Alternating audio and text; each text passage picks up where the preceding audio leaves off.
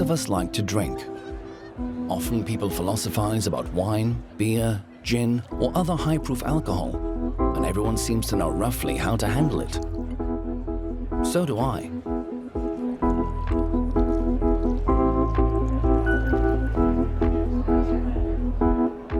However, when I try to radically restrict my consumption for several months, I fail miserably. Why? Why is it so hard not to drink? What do we even know about alcohol?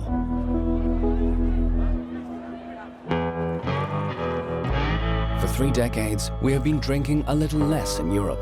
But worldwide, people are starting to drink more and more alcohol. The number of people addicted to alcohol is increasing. There are 140 million worldwide, with around 3 million deaths every year. Why is alcohol still so successful? How is it possible that we hide the dangers of alcohol so well while we are drinking?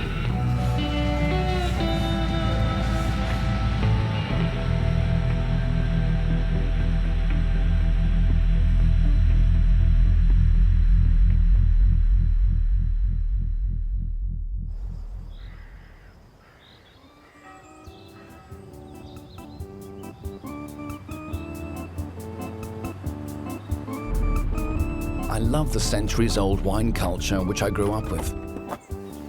There was always a bottle of red wine on the table in the evening at our house, and I liked my daily glasses of wine, which helped me to relax.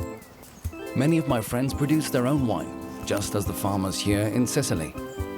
Ma io normalmente al pranzo un bicchiere, alla sera, alla cena, poi in compagnia posso eccedere anche 2, però siamo nei limiti. Deve essere inteso come un elixir di vita. Ha un buon profumo, ottimo.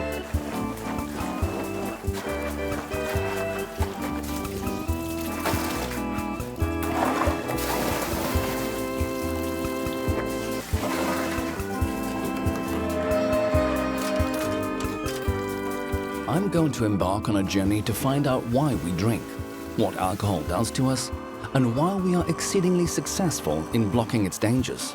Therefore, I'm going to talk to drinkers, alcohol producers, psychologists, and doctors around the globe. Alcohol is a wonderfully clever drug. It's quite promiscuous. It's a small molecule, gets in the brain very fast, and it turns on or turns off a whole range of different brain areas. It turns off the areas which give us responsibility, make us worry, make us anxious. So we relax, we feel cheerful. But we also do crazy things, and sometimes we like that. So it has a very broad action in the brain. It improves mood, reduces stress, reduces anxiety in small amounts. But of course, the more you take, you get into problems of intoxication and unsteadiness. It's probably fair to say that every single neuron in the brain, those 200 billion neurons in the brain, they're all affected by alcohol at some point. David Nutt talks naturally about alcohol being a drug. Do wine growers in this region live in a huge drug cultivation area? Is that possible? There are people who say you should never take any drug, but usually those people are taking drugs. They're usually drinking or taking coffee or tea. In fact, there's almost no one in the world that doesn't take a drug. Taking drugs is a very human thing. I think it's alongside art and music, it's kind of one of the defining features of humanity. The human brain likes to seek out ways of improving itself, and drugs do that. Then cold beer and good wine are also drugs. But why are they almost never named as such? Droge wird benutzt, der Begriff, angewandt ausschließlich auf illegale Rauschmittel, wird benutzt auch, um der Alkoholgesellschaft zu versichern, und das tut sie selber, um zu versichern, wir haben kein Drogenproblem, wir trinken nur Alkohol. Das ist doch nur ein kulturell eingeführtes Konsummittel, ein Genussmittel, ein Lebensmittel, ein was auch immer. Aber egal, ob Sie sagen psychoaktive Substanz oder ob Sie sagen Rauschmittel oder ob Sie sagen Droge, das stimmt alles. Objektiv trifft das auf Alkohol wie auf illegale Substanzen zu. Egal, was Sie davon zu Alkohol sagen, Sie erleben sofort einen Sturm der Entrüstung und Ablehnung. weil damit, dass ich andere Substanzen als Drogen negativ stigmatisiere, entlaste ich mich von der möglichen Problematik des Alkoholkonsums. That means with every sip of beer or wine, we take drugs. But we do not openly admit that. So why do we do that? Wherever you go, every culture on earth seems to have a way of altering their consciousness. And if they don't do it with drugs, they do it with breathing or exercise. It may have to do with the realization that we're only here for a finite amount of time and what could happen after we die, and wanting to have some access to another dimension of experience.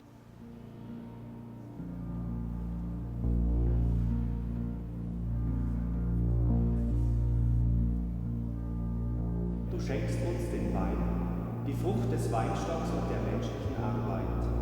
Wir bringen diesen Kelch vor dein Angesicht, damit er uns zum Kelch des Heils werde.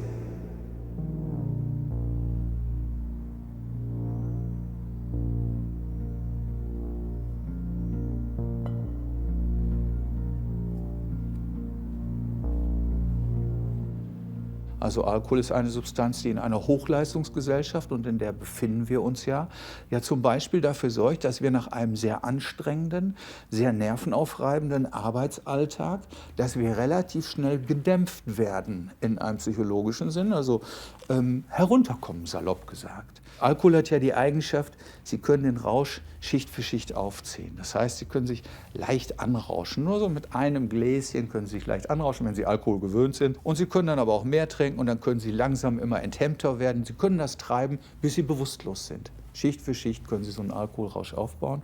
Und diese kulturelle Fähigkeit wird in Deutschland frühzeitig erlernt und beigebracht, selbstverständlich.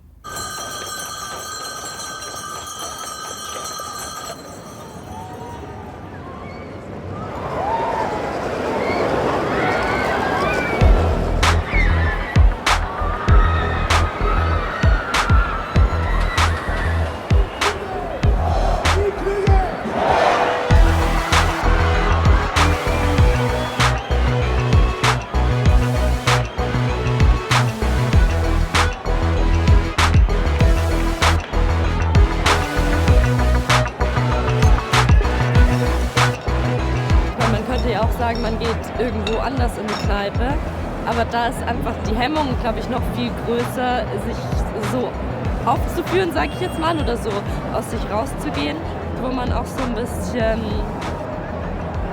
einen Exzess feiern kann irgendwie. Und wirklich mal bedeppt zu sein, ein bisschen, und Spaß zu haben, das und auch in zählt dieser wirklich sehr. großen Gruppe einfach besoffen zu sein und Spaß zu haben, und das ist einfach okay.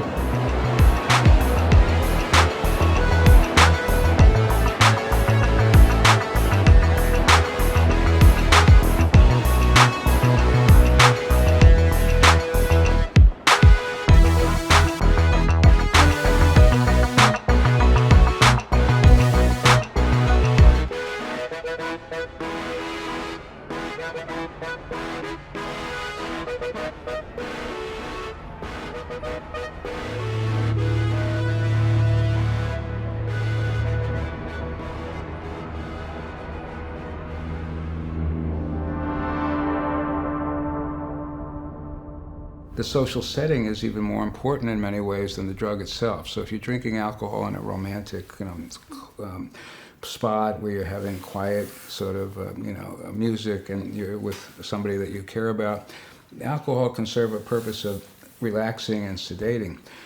But if you're in a war zone, or you're in like an environment that promotes gangs and violence, alcohol can stimulate the brain to be disinhibited, and people can do very dangerous things. So, alcohol has a very wide range of activity in the brain.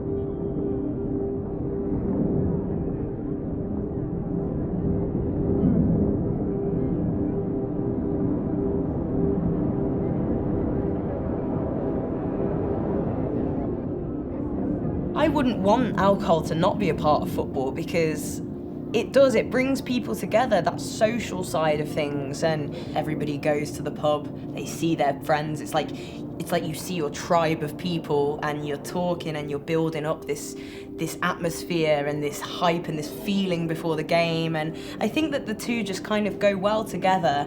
It can be used to really emphasize certain experiences and that sort of camaraderie with this perfect marriage of, yeah, it is a ritual. It's people going, you start at a certain time, first pint of the day on a match day.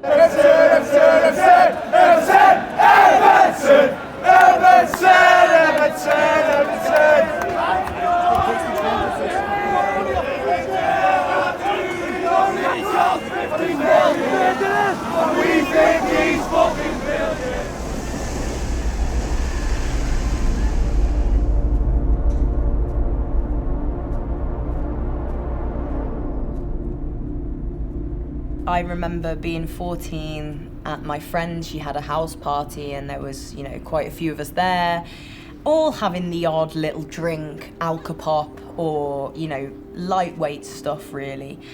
But I remember taking my first sip and that feeling, the feeling of the warmth and going through my body and feeling a sort of confidence that I hadn't really felt before as well, and an energy, and I thought, this is me, I like this. And even on that first time I drank way more than everybody else and kind of got myself into a little bit of I was drunk, and that kind of stayed, as we grew older, me and my friends, 15, 16, 17, you go to these parties. I noticed that I was the one that was really in a mess and, in blackout mode. So I would do all these things and say all these things and I wouldn't know, I would have no recollection. Go on.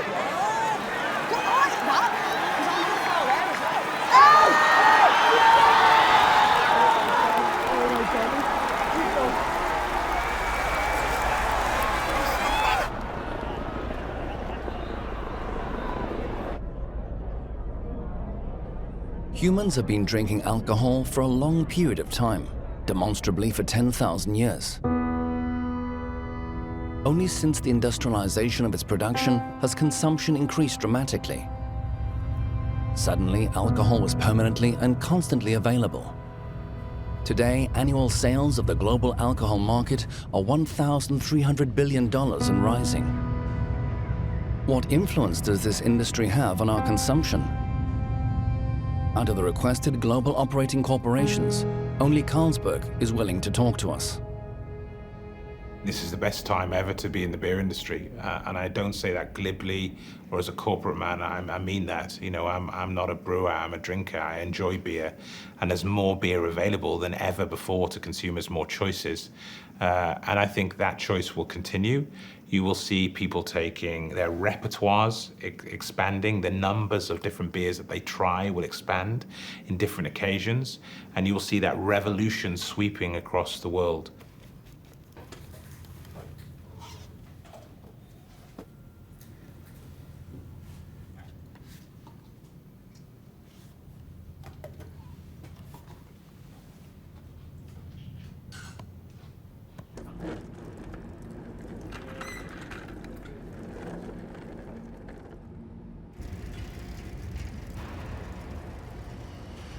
Consumer buying power is growing. Consumers' desire to experiment and try new things is expanding very fast.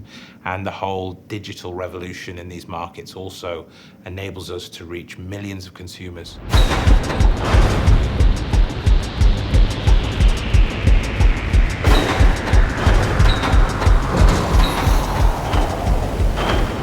You would be insane not to look at the opportunities in India and China. I, as a global person working at Calsberg, I spend a lot of my time looking at these markets, working with the teams there. We've got really strong management teams in these markets, and there's great growth. We've recently run a small event in Beijing, and we reached over 123 million consumers through our social media platform on one event.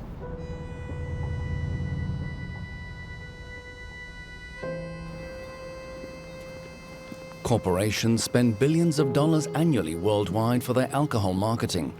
It is a gigantic advertising machine, and Calsberg is no exception.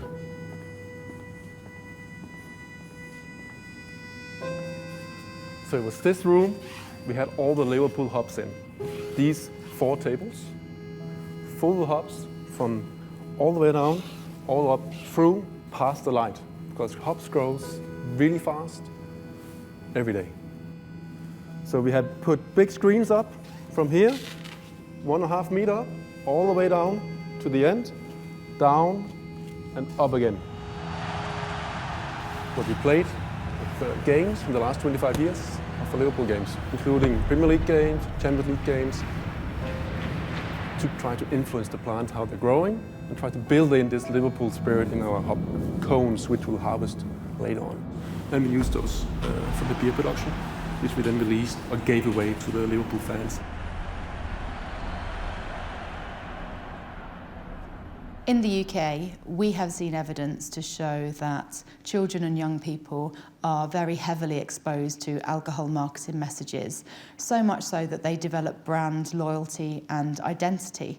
For example, a recent study showed that UK children in primary school were more able to identify brands of major alcohol companies than they were brands of ice cream and chocolate biscuits, which really is a very sad state of affairs, but it just goes to show how ubiquitous alcohol marketing is and how alcohol marketing is present in every public space that children are in. We often see alcohol promotions that include messages that overly sexualize women or include hypermasculine messages that can entrench gender stereotypes. And we also see an awful lot of alcohol promotion online and on social media sites. And this is certainly a space where children and young people are occupying. And it's also a space that is incredibly unregulated, where more subversive marketing practices take place.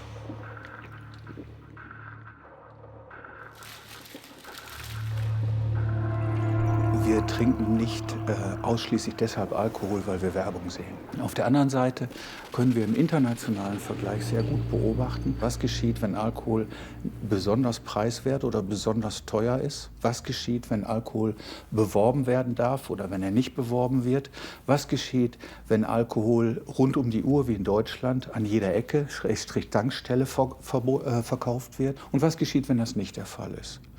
Und da können wir ganz deutlich davon ausgehen, dass wir, wenn wir in Deutschland etwa einen reinen Alkoholkonsum von rund 10 Litern pro Kopf und Jahr haben, dass ein nennenswerter Anteil im Bereich 3-4 Liter, ganz sicher, darauf zurückgeht, dass wir hier besonders günstige Umstände für den Alkoholkonsum haben.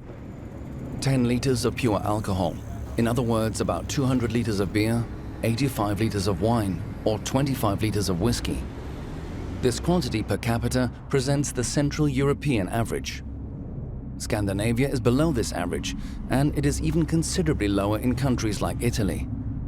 This gap is due to climatic and cultural reasons. In Scandinavia, due to state regulation.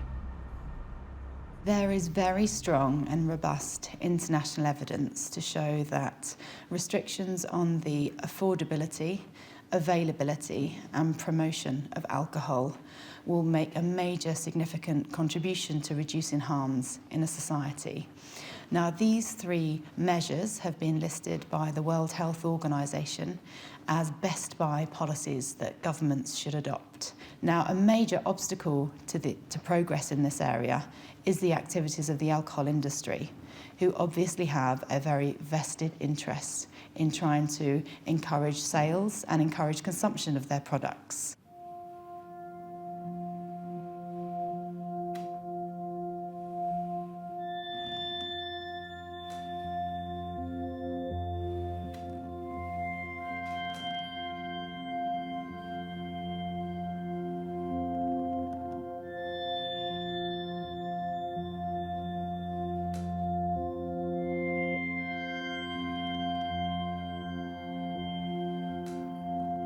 Wenn man mich heute fragt, meine Freundin zu sagen, wow, warst über 3 Jahre schon, bist du trocken und wie machst du das? Nein, ich könnte das nie und so, da sage ich,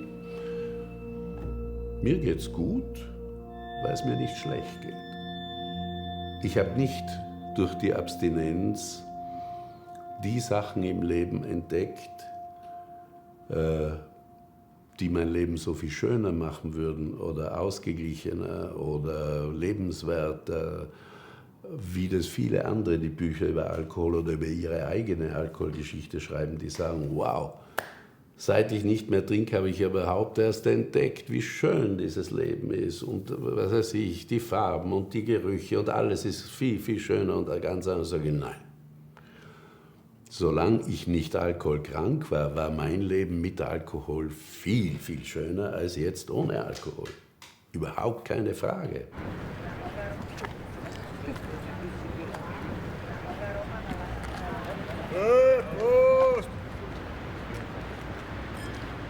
Ich bin nicht gegen Alkohol, weil ich habe ja immerhin 30 Jahre lang davon sehr profitiert, sowohl genussmäßig als auch stimmungsmäßig, als auch als Doping. Und es hat mir nicht geschadet. Ich habe keine Leberschäden, habe gar nichts. Die Frage, warum 10, 12, 15% der Bevölkerung die Kontrolle darüber verlieren und wirklich schwere Säufer werden, das ist ein anderes Terrain. Das hängt nicht vom Alkohol ab. Das ist nicht der Alkohol als Teufel oder als Droge, sondern das ist unsere psychische und vielleicht auch ein bisschen kulturelle, soziale Dimension, die nicht gelernt hat oder nicht imstande ist, im richtigen Moment zu verhindern, dass man alkoholkrank wird. We start off with cocktails, that's classy, and that's how we want to be sure. But what cocktails? White Russian? Like porn star Sex martini. On the beach? Espresso martini? No. No. Stay away from beer until the end of the night. Stay away from like Popperberg and cider because like that's just going to make you go. Let's do a Jaeger bomb. You have one drink and you do the shots as the side drinks. You have the shots as like the side. It's like you have a starter. The starter's like the cocktail. I don't watch any anime at all this year. I'm in love with Harry Redknapp. Yeah.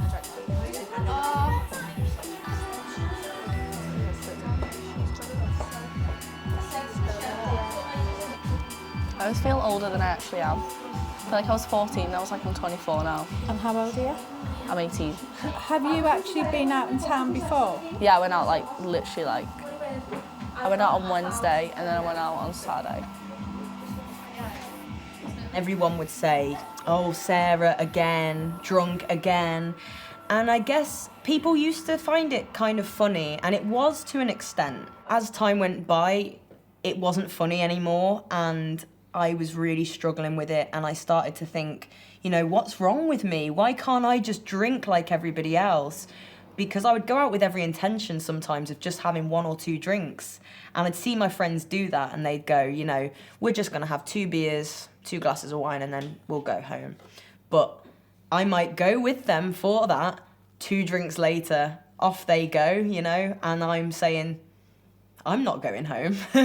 I'll stay out because I wanted more.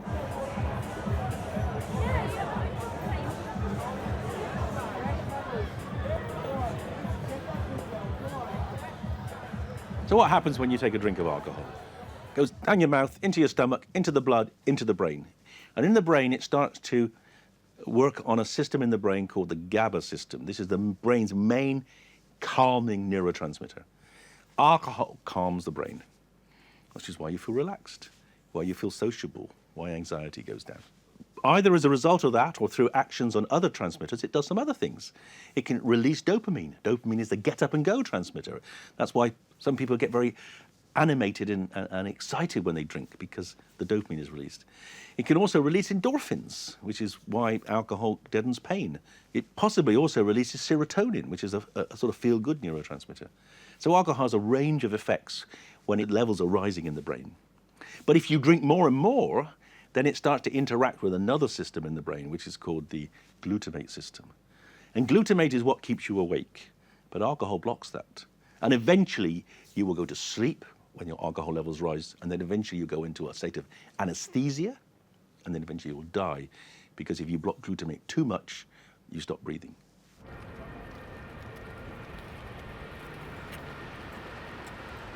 Man muss sagen, ich war mein Leben lang immer ein Spiegeltrinker.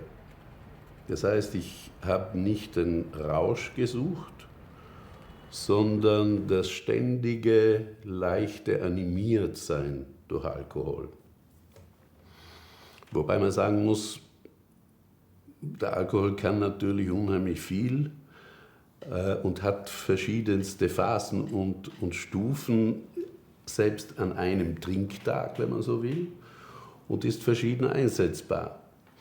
Also es kann ein bisschen beleben und aufpuschen, es kann bei Stress beruhigen, es kann beim Schreiben von längeren Texten und beim Schneiden im Schneideraum von Filmbeiträgen kann es irgendwie die Sache runder machen und ein bisschen entspannen. Weil mir die soziale Anerkennung und die Verwirklichung in meiner Arbeit so wichtig war es ganz eindeutig, dass ich versucht habe, nie zu riskieren, dass der Alkohol könnte meine Arbeit in irgendeiner Weise herabmindern, beeinflussen. Aber das hat sich so gesteigert, bis irgendwann einmal ich mir bewusst worden bin,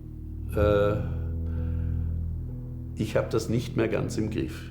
Die Außenwelt, meine Kollegen, meine Mitmenschen oder sowas, die haben das nicht mitbekommen oder auch nicht, weil ich nicht allein war. Ich war umgeben von Menschen, die so ein bisschen an der Grenze vom Genusstrinker zum Risikotrinker. Ich war ein echter Risikotrinker. Da ist es dann schon auch vorgekommen, dass ich mehrmals in der Woche am Abend vor dem Schlafengehen, um mich zu beruhigen und um schlafen gehen zu können, allein ein Fläschchen geputzt habe.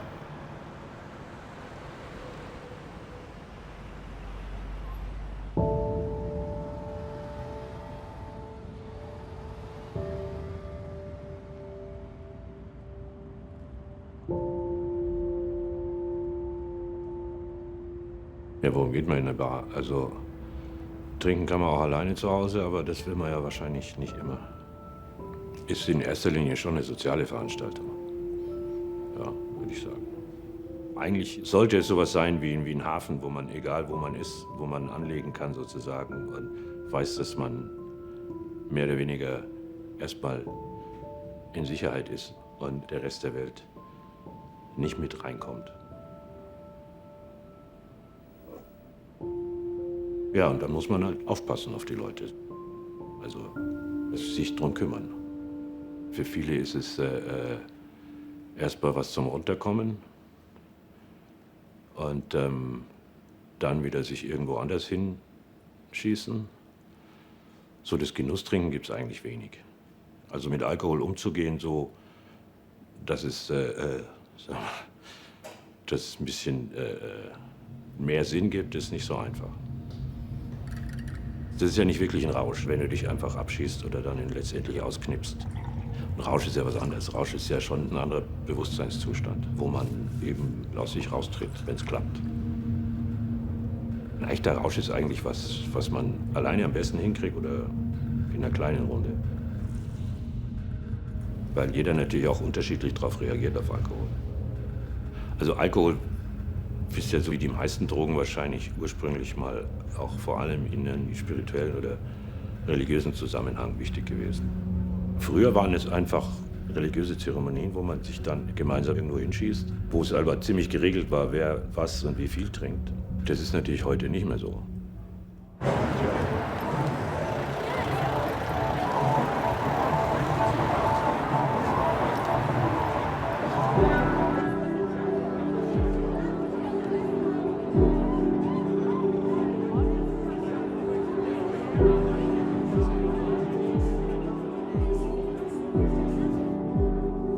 I think what it was with me was when I started drinking alcohol, I realised that my head, all the stresses, all the things that were going on in my head, anxieties, fears, worries, anything negative in my head, you have a drink and you forget, you know? It's party time. In your head, everything that's bothering you becomes small and irrelevant, and you just want to keep that feeling of not caring, not having anything to worry about. And the more you have that, the more you want to keep it. So you keep drinking more. And that was me. Once I had a drop and I feel like different. I want to chase that feeling. I want as much of that as I possibly can. I would stay out with whoever. I would make friends or acquaintances to enable me to stay out and continue drinking.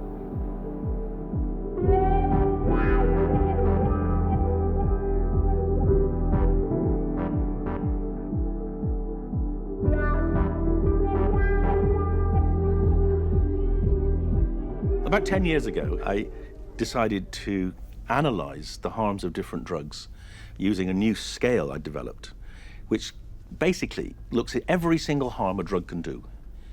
It turns out there are 16 different ways in which a drug can do you harm. There are 9 harms to the user, and they range from killing you when you first drink it, to damaging your body or to making you dependent. And then there are 7 harms that drugs do to society. What popped out was that alcohol was the most harmful drug in the United Kingdom.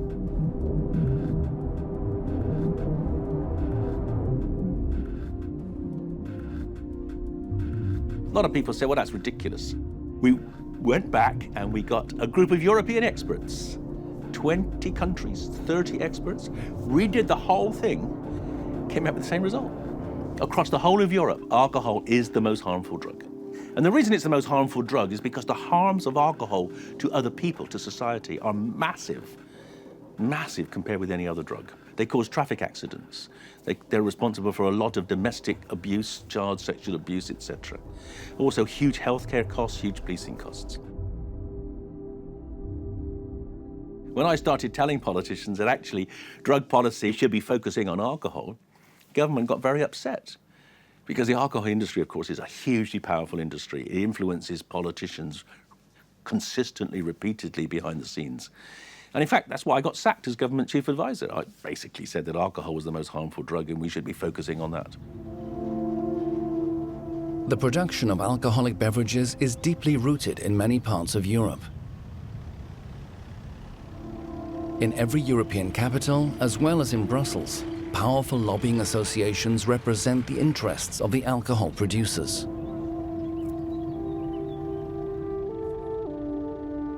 The wine sector, it's an enormous agricultural market. In terms of economy, it's the first agri-food export in value of the European Union. So we send 11.3 billion euros of wine was exported in 2017 outside the European Union, and this provides a positive trade balance of almost 9 billion euros. So we export a lot, we don't import a lot. 3 million people are working directly in the production of wine. We used to say it's an enormous pillar for the agri-economy of the European Union.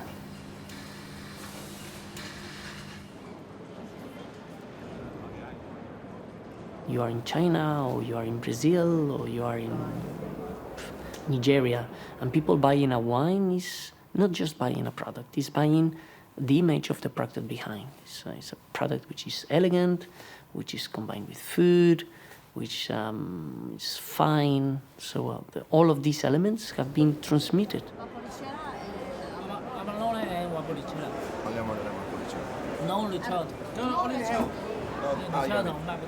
Wine is what makes people people.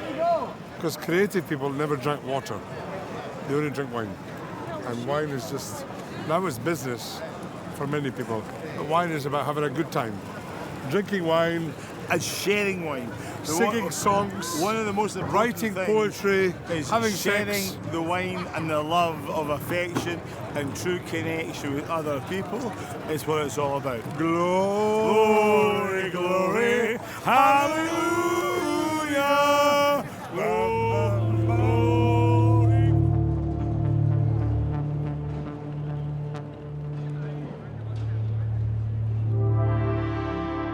Wie Wir repräsentieren ungefähr 1 Million Jobs in Europa im direkten Produktions- und Verkaufsbereich.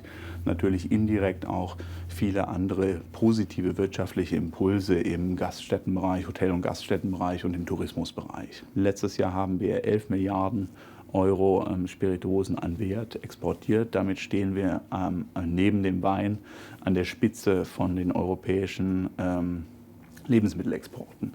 Das ist also ein sehr wertvoller Sektor, oder wie der Landwirtschaftskommissar hier in Brüssel sagt, wir sind eines der Kronjuwelen im Exportsegment Lebensmittel.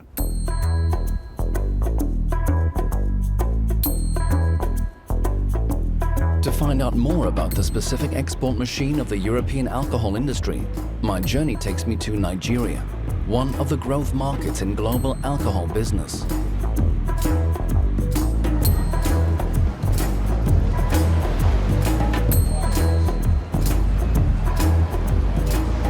For the beer industry, Africa is really one of the most promising places on earth. The continent is rising. Many countries, the economy is doing better than let's say 15, 20 years ago.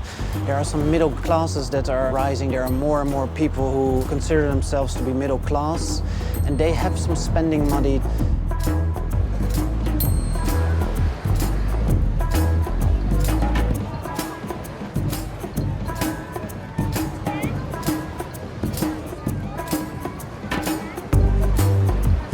According to the latest numbers, for every beer sold in Africa, the profit is almost 50% higher than in the rest of the world.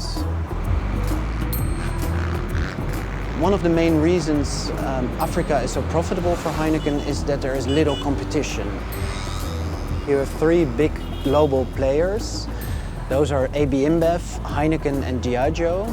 And among them, they have almost a complete market.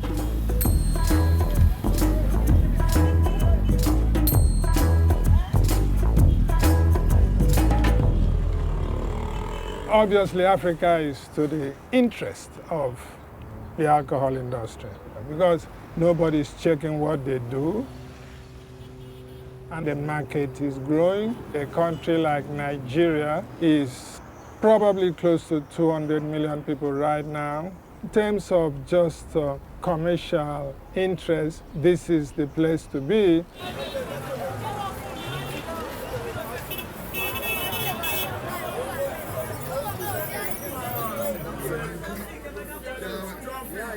Many people think that Heineken is only Heineken, but they really succeeded in creating local brands that are very strong, like Star here, or you even have a few brands that are a little bit cheaper.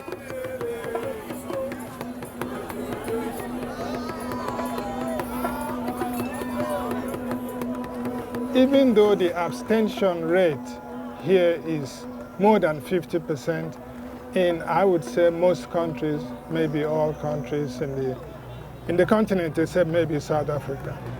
But if you now take out those who drink and you take a look at how much they consume, we see that we are quite competitive, if not even superior to many countries in other parts of the world. So that is obviously the problem. When people drink here, they drink to get drunk.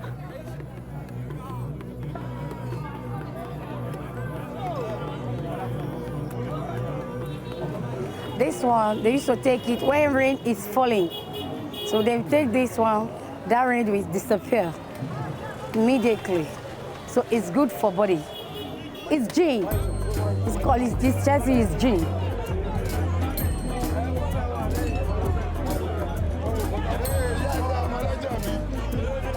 In Nigeria, as in many other African countries, there are no age restrictions or other restrictions on the sale of alcohol. Since the 1960s, per capita consumption has doubled.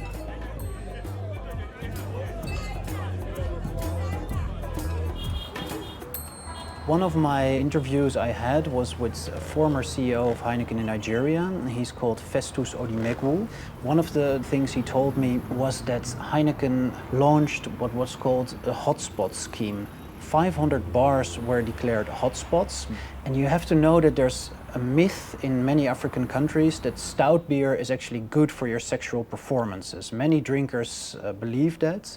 So Guinness has benefited from that since a long time. So what they did, they hired a large group of prostitutes, around 2,000 to 2,500, to promote the beer.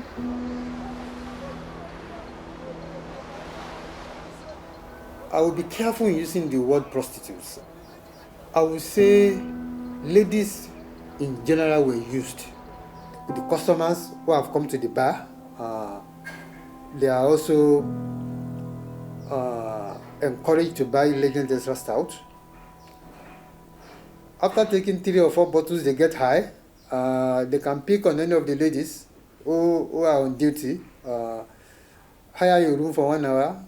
They go into the room, enjoy themselves, come back to the stage. The lady comes back to the stage. The man too may come back to the stage, have another bottle or 2 bottles, pick another girl, and the lady too can pick another man, and the girls are paid. They are paid for the service. That is what they do anyway. They sell themselves to men. So for them too, it will boost their market. It's a win-win situation. And for me, that calls morals into question. I mean, it's not something that I will encourage. This was in the past. What's still happening is you have promotion women. If you have to work with Heineken, you would have to be curvy, but not fat. Because most times they use premium girls that are outspoken and that can convince and that are bold enough. You can be as pretty as you want to, and you're not really bold enough to actually confront or probably talk to a customer about the brand. The customers treat you like you're a prostitute.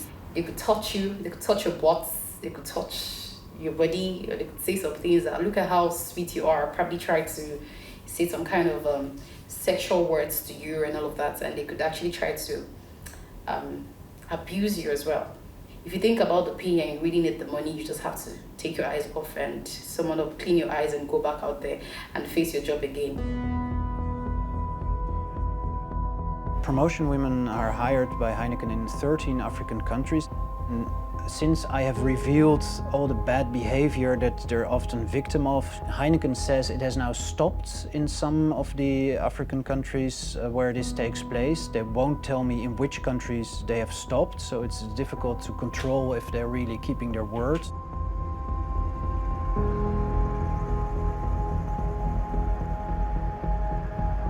Even after multiple interview requests, Heineken is not willing to comment on the events in Africa. Heineken's story in Africa is pretty representative for the way alcohol industry is conducting business in Africa. From what I've seen, from what I've observed, from what I've read, I really see it as a case study.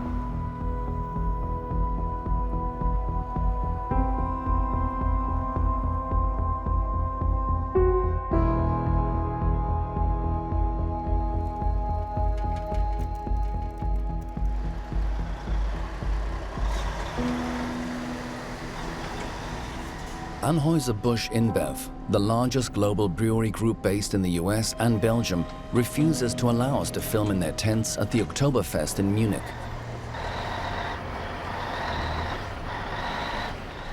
They own several hundred brands: Budweiser, Corona, Stella Artois, but also brands like Beck's and Löwenbräu in Germany.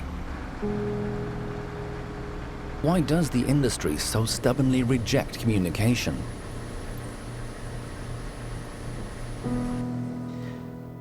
Alcohol and health is the big issue. We are very afraid. We really think that some organizations, or there is a push from some part of the society that wants to demonize alcoholic beverage. If we are not able to defend the right place of a moderate consumption of wine within a healthy lifestyle in our society, poof. In 5 or 10 years, we will see a completely different environment for wine production. Wir haben in Deutschland die selbstgestellte Aufgabe der Bundespolitik, Gesundheitsziele zu formulieren. Und eins der Gesundheitsziele hieß Alkoholkonsum reduzieren. Der Prozess ging über mehrere Jahre und wurde inoffiziell massiv beeinflusst von der Alkoholindustrie. Die entsprechenden Dokumente sind offengelegt worden. Von einer Alkoholindustrie, die versucht hat, sowohl einzelne Maßnahmen zu beeinflussen, vor allem zu verhindern, die sogar versucht hat, die Definition des Zieles zu beeinflussen. Also Alkoholkonsum reduzieren sollte überhaupt gar kein Ziel sein. Eine Industrie, die offiziell immer wieder erklärt hat, etwa der Deutsche Brauerbund immer wieder erklärt hat, wir sind für jede Art von Alkoholprävention zu haben, da machen wir mit und das machen wir auch selber, solange sie nicht den Umsatz reduziert. Das hat letztlich dazu geführt, dass dieses Gesundheitsziel Alkoholkonsum reduzieren in Deutschland überhaupt nicht zu Ende diskutiert worden, geschweige denn verabschiedet worden ist. Die Arbeit daran ist eingestellt worden.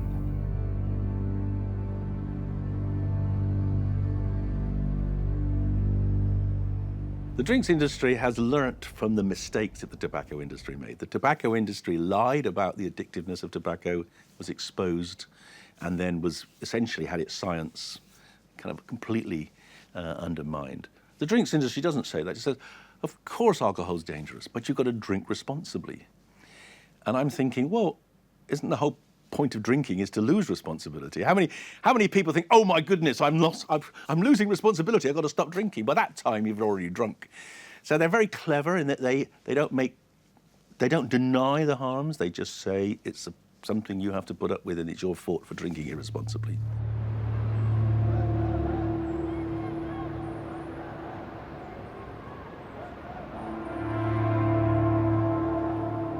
We are conscious of the risk of abuse of wine, of any alcoholic beverage, and we know that the molecule of alcohol is addictive.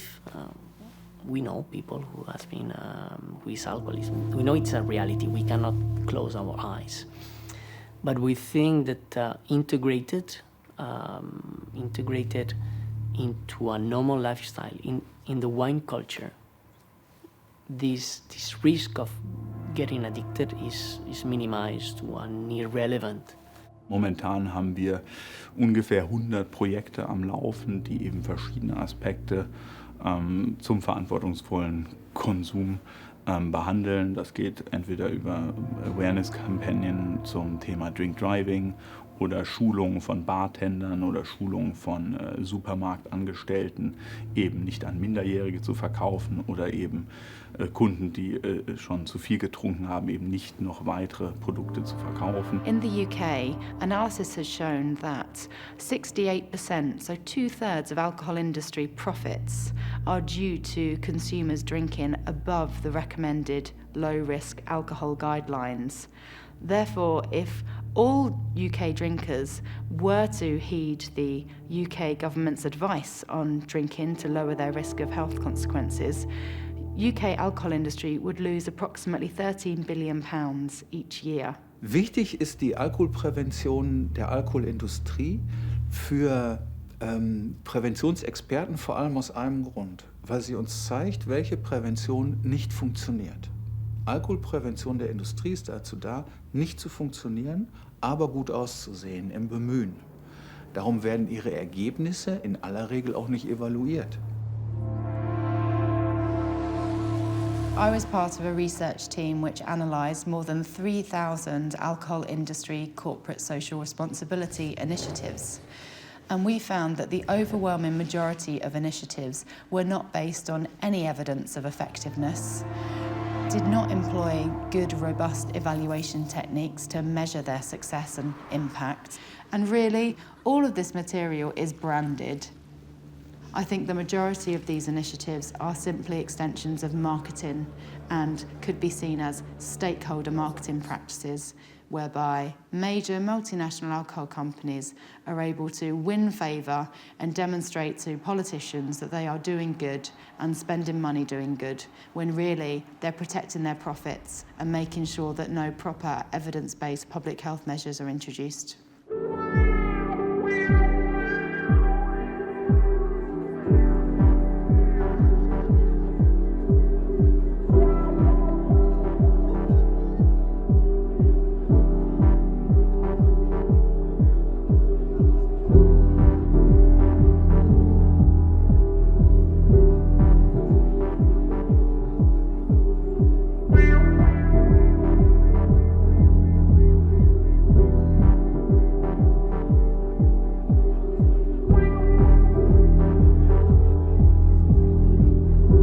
vulnerable young woman on my own, and I've been fortunate, but a lot worse things could have happened because not everybody's a good person, and sometimes people will prey on the fact that, it's a young person, that's a young lady that's had too much to drink, or men, or whatever it is.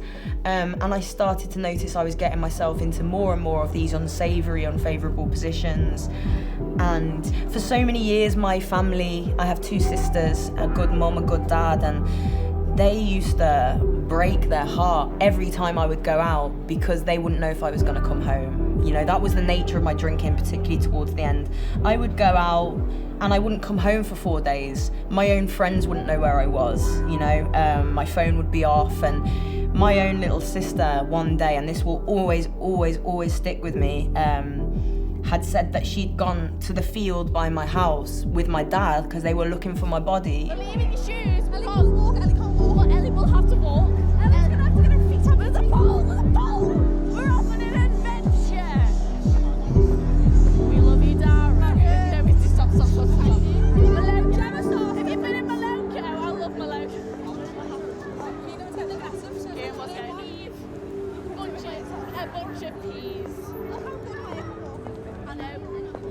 In my head, I still thought, I'm not an alcoholic. I know I've got a problem, but I was just trying to figure out what it was because there's this stigma and there's this stereotype of somebody who is an alcoholic or is a problem drinker. And I had that stereotype in my mind that because I was 24 and because I, had a roof over my head and I had a job and clinging onto my job, I was looking for differences. I thought, I can't be an alcoholic, I'm not.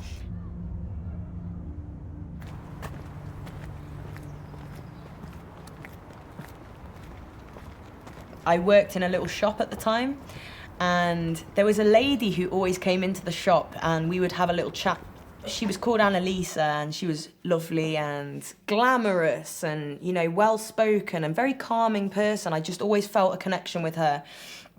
And I wasn't well enough to be in work, but I forced myself to go in because I needed to go into work. And, but I was in a mess. I had the shakes. I mentally was really scatty and frightened and anxious and depressed. I was not in a good mental space at all.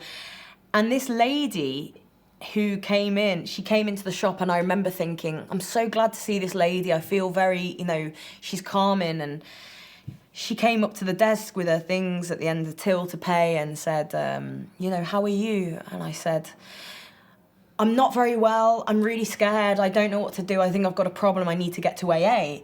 And I was like, whoa, what made me say that? Because I've never, ever felt like that before. And then this lady who is so glamorous and well-spoken and the good clothes and the handbag and everything says to me, I've been in recovery for 6 years. If you want to take my number and we can chat and maybe get to a meeting together, then, So I did, I took her number, and because I saw her and I thought, you know what, you don't look like a bad person, and you're telling me that you don't drink and you've turned it around. So that was enough for me to go, okay, let's see what this is about.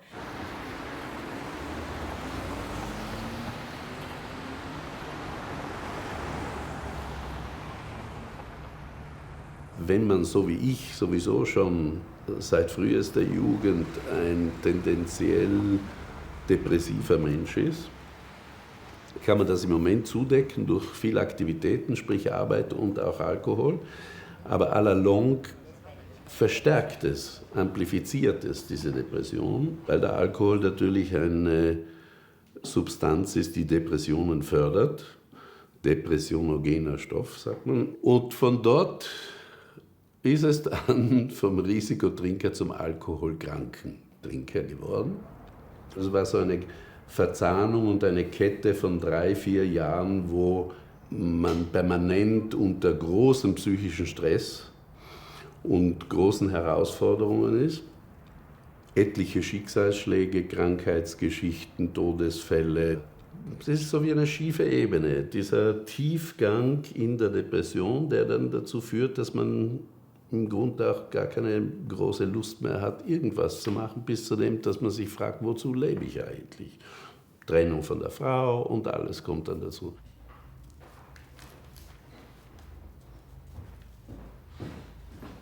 Grüß Gott, Herr Gallmetzer. Bitte kommen Sie mit mir, Sie kennen den Weg. Ja. Wir wissen leider nicht, wann der Zeitpunkt da ist, dass man alkoholkrank ist.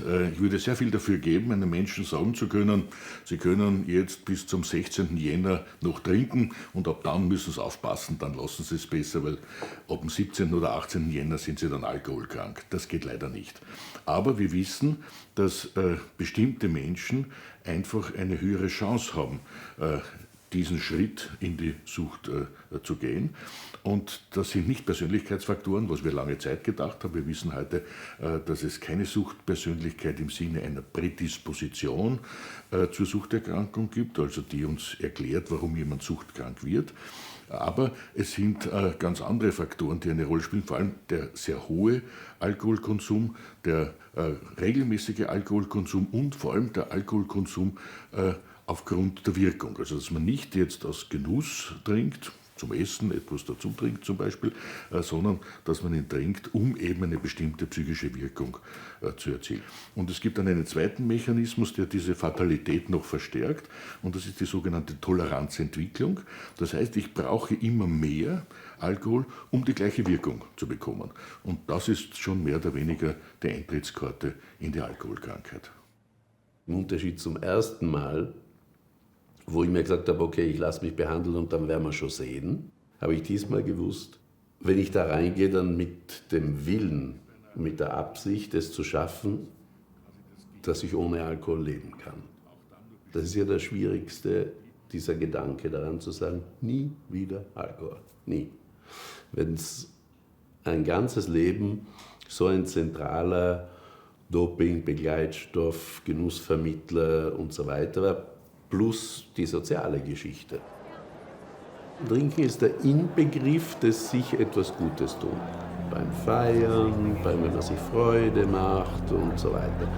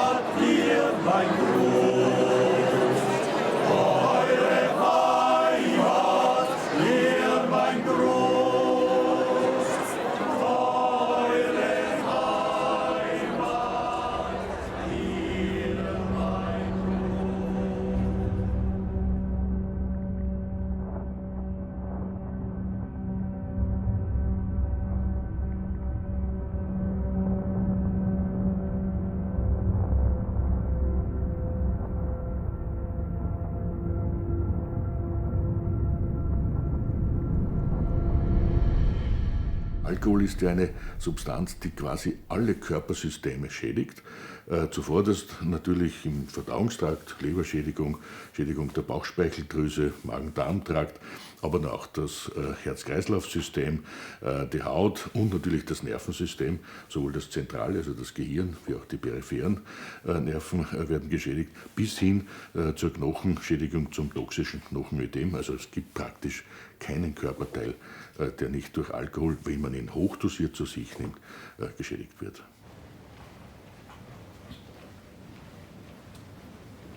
Die WHO hat darauf hingewiesen, dass 200 Krankheiten durch Alkohol entstehen oder schlechter werden. Krebs ist eine wichtige Folgeerkrankung von zu viel Alkohol. Die Krebse sind in der Mundhöhle, im Rachen, im Kehlkopf, der Speiseröhre. Aber es sind noch 2 weitere Krebse, die sehr häufig sind.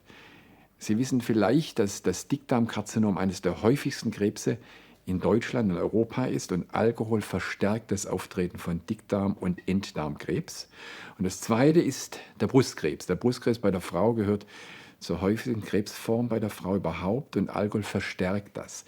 Junge Mädchen, die mit 13, 14, 15, 16 Jahren anfangen, Alkohol zu trinken, das tun sie, haben später im Leben, 20, 30 Jahre später, ein deutlich erhöhtes Risiko, Brustkrebs zu entwickeln.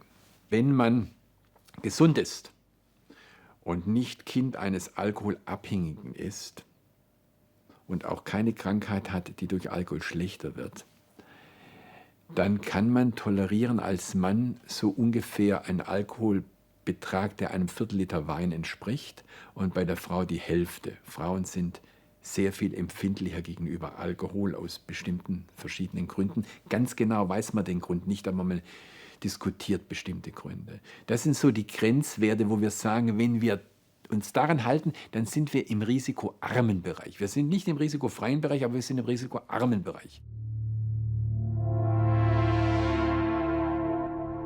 In the EU, a total of 23 million people are alcohol dependent. Illegal drugs are only a fraction of this amount. These numbers have remained relatively stable for several years.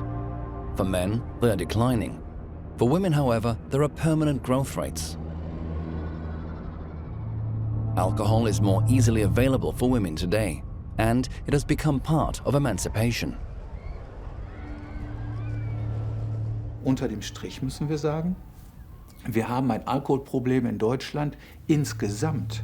Fast alle Menschen haben das. Der durchschnittliche Alkoholkonsum in Deutschland ist viel, viel zu hoch. Diese besagten 10 Liter reiner Alkohol pro Kopf und Jahr.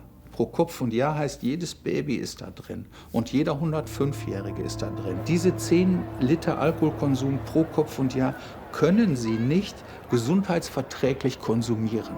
Das geht nicht. Die Menge ist derart hoch, dass die Alkoholprobleme die gesamte Gesellschaft durchziehen.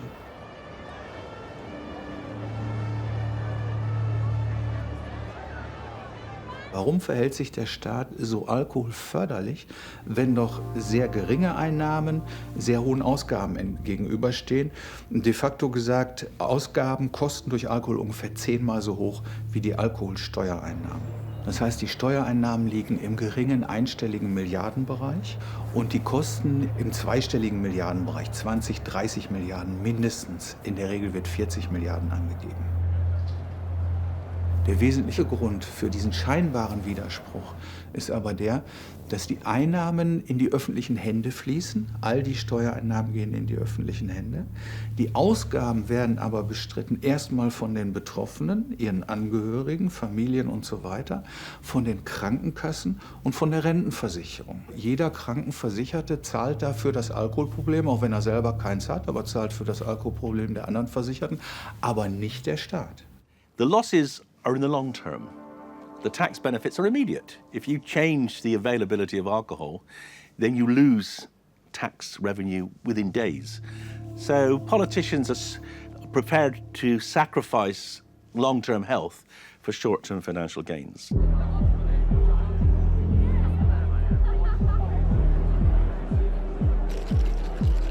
I spent 20 years of my life dealing a drug that wrecks lives. Everyone goes to a bar to start their party off. So when you're working behind the bar, you're starting people's parties. And what other way to start people's parties than going, here's a round of shots, or let's all have a shot together. Yeah, I mean, I know sometimes it's ruined my life by, going out. There's a good 3 or 4 years of my life that I don't remember very well.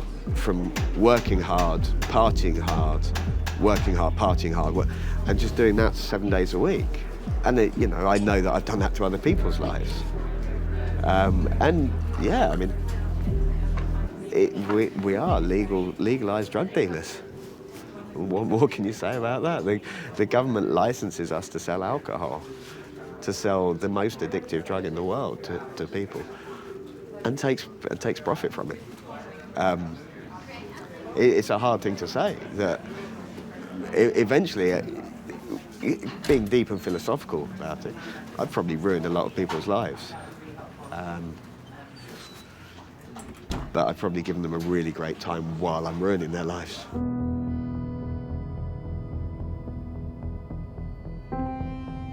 One of my researchers was actually in Parliament looking round because one of his colleagues was working there.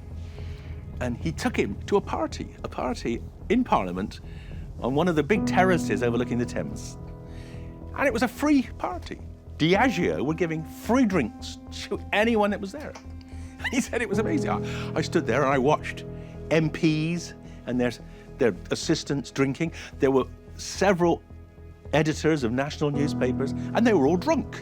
My student, he said to his friend, he said, so what is this? Is this the Christmas party? Thinking it was once a year.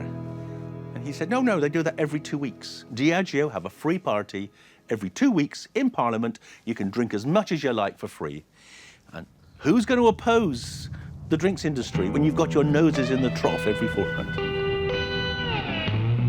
Diageo is a London-based multinational alcohol company and one of the largest producers of spirits in the world. Diageo is also very strong in Africa, for example, with Guinness beer. There is a system in our society concerning the blind spot, which blanks out the harmful side of alcohol.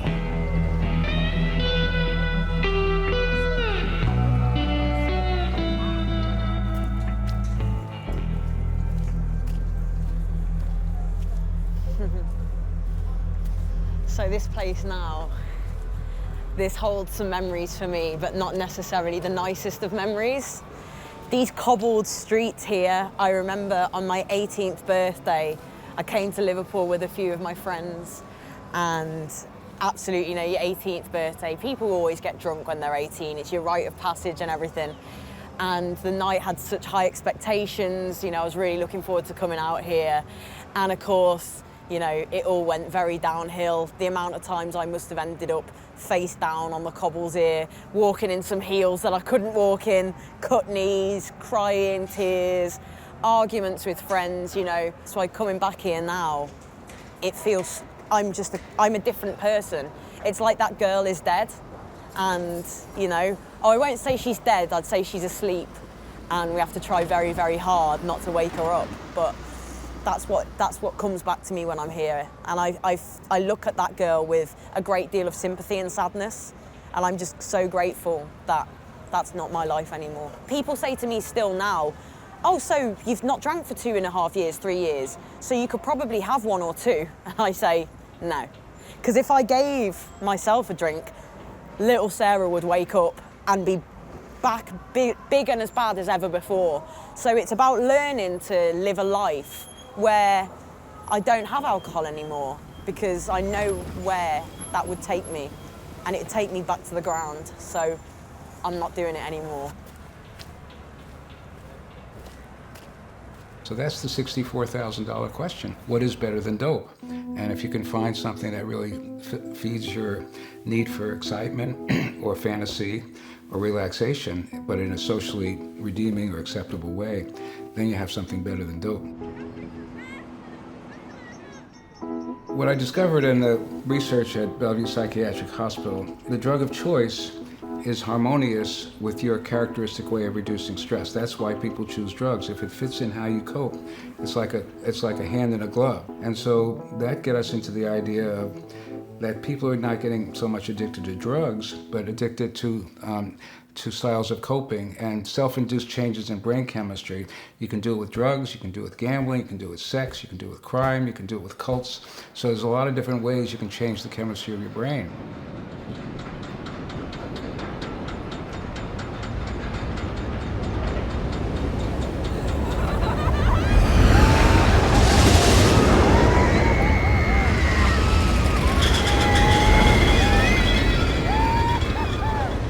So we have the 3 beacons of human compulsion are arousal, relaxation, and fantasy.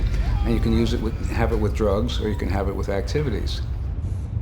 Once you have that realization, then you start thinking about Why not orchestrate a social movement where people can have natural ways of changing the chemistry of their brain and come to positive feeling states that are beneficial to the individual and the society? And I became really involved in promoting that idea. I would like to get to know the influence of Harvey Milkman's ideas as a solution approach in 2 projects. The first journey leads me to Colorado in the USA. What we do in Natural Highs, it's a leadership program, it's an education program. So we want to teach young people and adults that you can understand yourself and you can help your friends understand themselves, and there's tools that you can do to support yourself in a healthier way. If you want to know how a drug like alcohol works, you have to understand how our emotional system works, because it's happening in the same systems. When you feel a sense of love and connection, it's probably serotonin, okay? So then the serotonin gets released, and then what happens next? Where does it go next? Gets reabsorbed. Yes. On the other side are serotonin receptors, and the moment the serotonin clicks into the receptor, it creates a new electrical impulse, and that is what we feel as a feeling like love. What? Isn't that crazy? Yes. Did you ever know that before? No. Okay. Wouldn't that be important to learn? Yes. Yes, I agree with you. Take a moment, close your eyes, and do a body check-in. Do a body check-in, and especially see if you feel any stress or any anxiety or any kind of challenging feelings. Just check it. You can study each drug and figure out which neurotransmitter is actually getting manipulated by this drug. So in Natural Highs, we say, well, if you're drawn towards a particular drug, you have what we call a favorite neurotransmitter. Right? So if you're drawn to cocaine, your favorite neurotransmitter is probably dopamine. If you're drawn towards alcohol, your favorite neurotransmitter system is probably GABA. Okay. Do you want to step here? Yeah. Okay. And once you know that, you can study the particular aspects of how to move this neurotransmitter. I mean, even down specifically to what food would I have to eat to produce more of that neurotransmitter. A lot of these neurotransmitters are also moved by certain activities. Go, Sammy! Go, Sammy!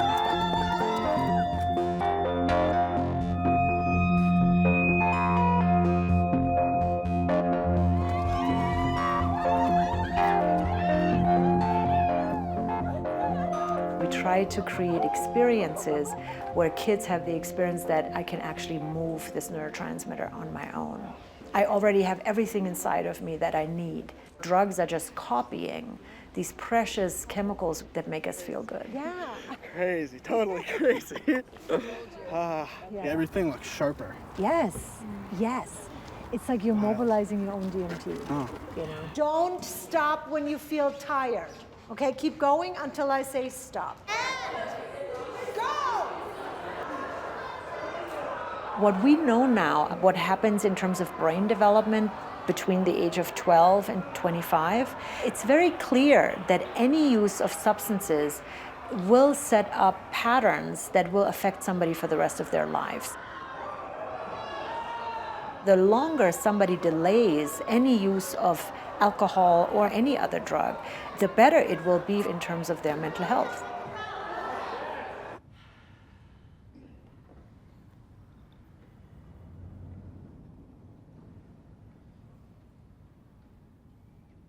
And then, if you're up for it, we can do a little GABA experiment. So GABA gets released naturally when we feel comfortable in our own skin, and it gets released through touch and feeling safe. So what you can do, if you'd like, you can actually find a way in this web that we have right now. We can create a big kind of like spider web. And if you feel like it, you can actually find a way of touching another person if that feels comfortable to you. So if you don't want to do it, you stay in your own space.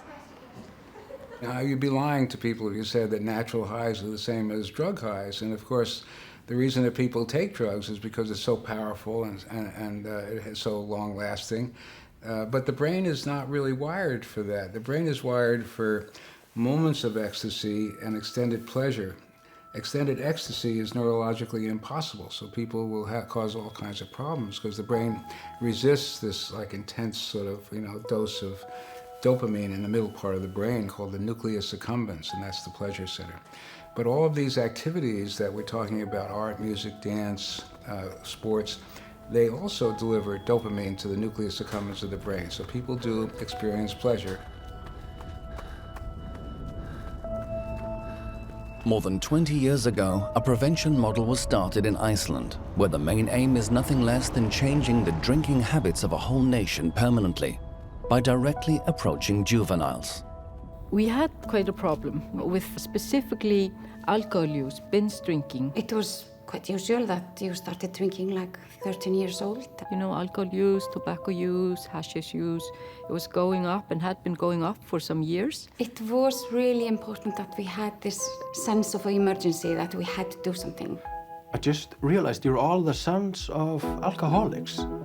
And I'm like, yeah, okay. We had strong leaders and all the political parties stepped behind it and said, yeah, this is what we are going to do. That thing that used to be so Iceland to drink till you just die, you know. But you don't see that anymore. Thank God.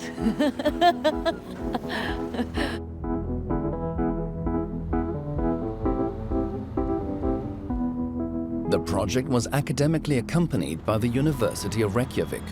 From there, all possible participants were included. Researchers, policymakers, and practitioners working with children and adolescents came together and decided to try out a new approach. First and foremost, it was evidence-based. The questionnaires measure risk and protective factors in the lives of young people. So this is the one that we will be carrying out next week in all of the schools for 16 to 20 years old. We learned these sort of key risk and protective factors, and we started trying to change them.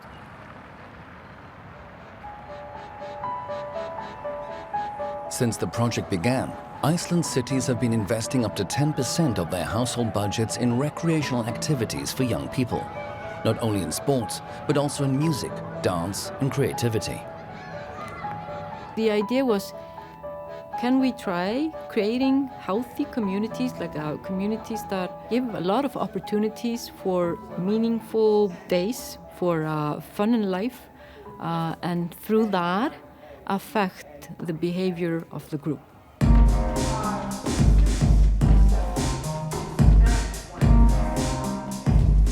So it was not focused on changing each individual mindset, but on changing the community, and through that, affecting the behavior of adolescents.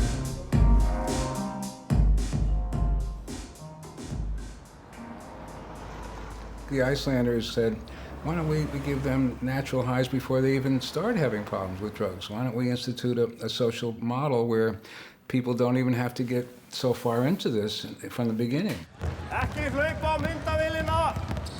In my opinion, the most important thing for coaching children in Iceland is to make good, strong individuals who will later on participate in sports or just be good members of society. So we put emphasis on getting everybody involved. We want everybody to be able to play, no matter how good they are when they are young. We give everybody the same chance, and we don't only train them in the sport technique, we also want to train their mental side. Like over 90% of every child in Iceland at some point is playing sports for an official club. We have the opportunity to influence these children in so many good ways. Og hvað til dæmis hollt hægt að borða? Epli, banana, fisk, broccoli. Most teenagers eventually try alcohol. But in sports, we try to delay it as long as possible. And I think it's somehow just involved in the team's culture. we saw that the family is a protective factor, and there are 3 elements within the family that seem to be most important. Emotional support, believing that you can get support from your parents if you need. Positive monitoring. Do you know where your adolescents are on a Saturday night? Do you know with whom they are? And the 3rd key protective factor was the quantity of time spent together, which was kind of not very popular in Iceland at the time, because we like to believe that we didn't have to spend too much time with them. We like to believe in this idea of quality time, where you only have to spend 1 hour per weekend with your kid, but it's not that simple. The more time we spend with our kids, the better.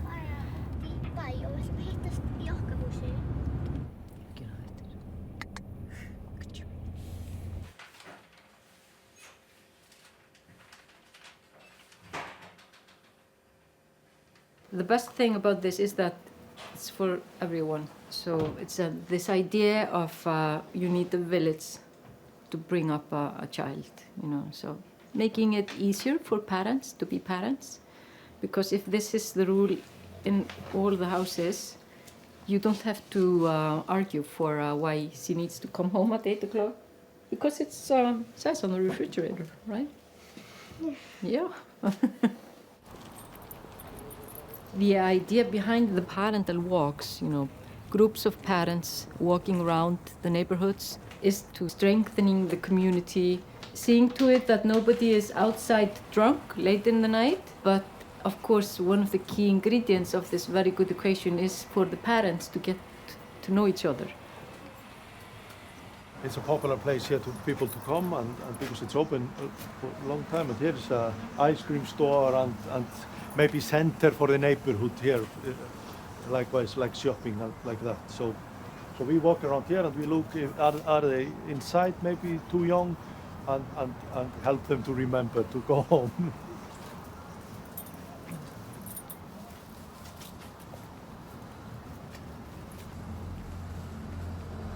In Iceland, advertising and marketing for alcohol is completely banned, and the sale of alcohol is only possible in their own state-run stores. This multi-layered prevention model is extremely successful. Regular consumption of alcohol among 15-year-olds dropped from 42% in 1998 to only 5% today.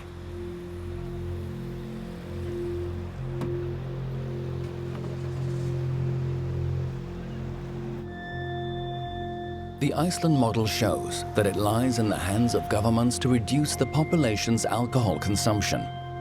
Yes, they even have the obligation to do so. As with any drug, much of our dealings with alcohol is socially conditioned.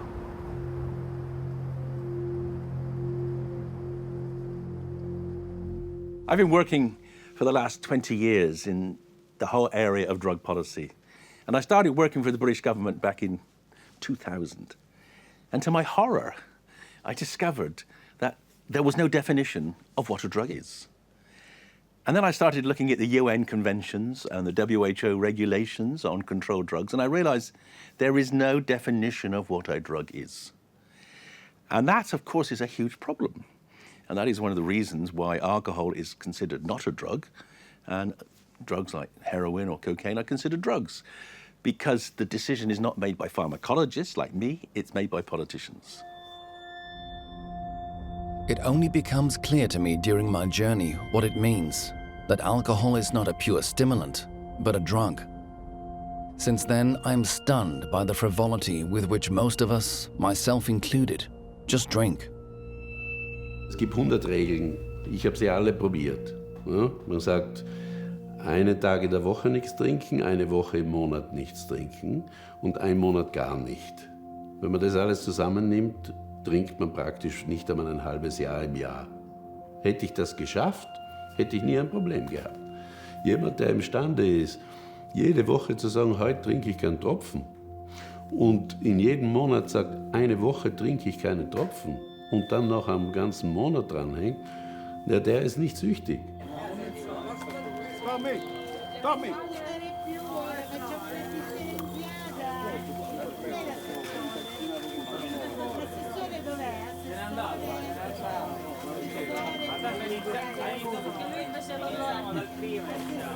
Ragazzi, qua un altro concetto, vai.